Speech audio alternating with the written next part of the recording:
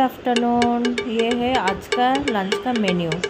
मैं आज लंच में इसको एक बेंगली स्टाइल से बनाएगा, इसलिए मैं आप लोगों के साथ बेंगली में बात करेगा।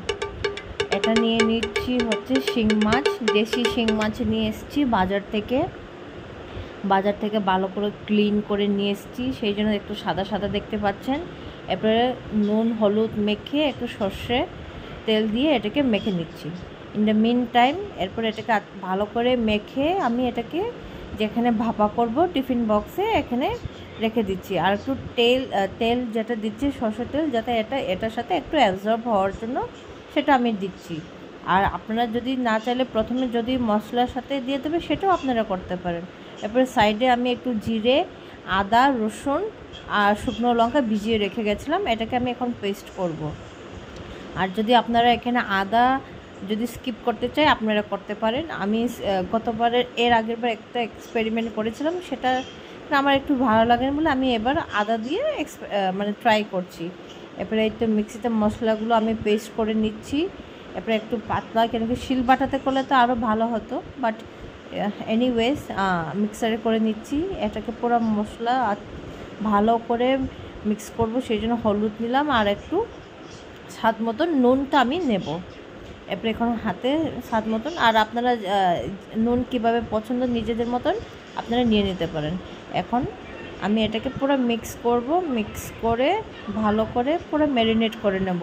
যেটা আগে তেল দিয়ে ম্যারিনেট করে রেখেছি, এখন হচ্ছে পুরো মশলা এগুলো দিয়ে আমি ম্যারিনেট করে এখন কাঁচা লঙ্কা 2-3টে কেটে ছিঁড়ে দেবো এখানে।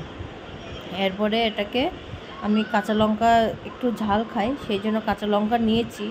আর একটু কাট করে নেওয়া হয়ে গেছে, কেন কি হাতে তো মশলা লেগে রয়েছে, সেই জন্য। এরপরে আগুনটা জ্বালিয়ে নিলাম গ্যাসের চুলাতে, আর কড়াইয়ে একটু জল দিয়ে দিলাম। কড়াইয়ে একসাথে বেশি জল নেব না, কেন কি বেশি জল নিলে টিফিন বক্সের মধ্যে চলে যাবে।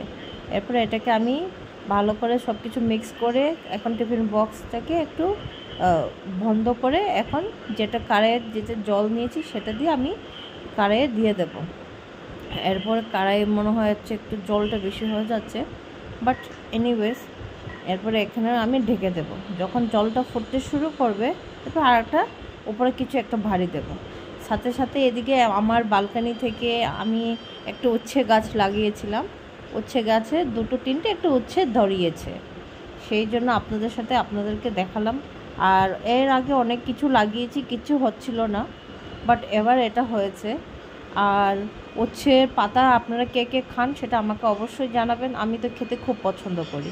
এতে সাথে সাথে আর একটা সবজির জন্য আমার বান্ধবী রেডি করছে, সেটা হচ্ছে আমাদের বয়েল ফুড। আর সাথে সাথে একটু রুমটাও দেখিয়ে দিলাম, আজকে রোববার তো সব গোছানো হয়েছে সেই জন্য। এরপরে এতটা গরম লেগে রয়েছে, এরপরে এটা দেখে রাখলাম আমি, কারণ কি জলটা বেশি ফুটছে তো, একটু জলটা ফুটে যাচ্ছে, সেই জন্য একটু কম করে এখন আগুনটা একটু কমিয়ে দেব, কমিয়ে আবার ঢাকার জন্য দিয়ে দেব। এরপর বাড়িতে আজকে সানডে বলে সবাই পরিষ্কার পরিচ্ছন্ন করছে, এর মধ্যে আবার ভাতটা বসিয়ে দিলাম কুকারে। আর হচ্ছে এই তো এটাকে জলটা শুকে গেছে, আমার কথা বলতে বলতেই সময়টা কখন কেটে গেল বুঝতেই পারিনি।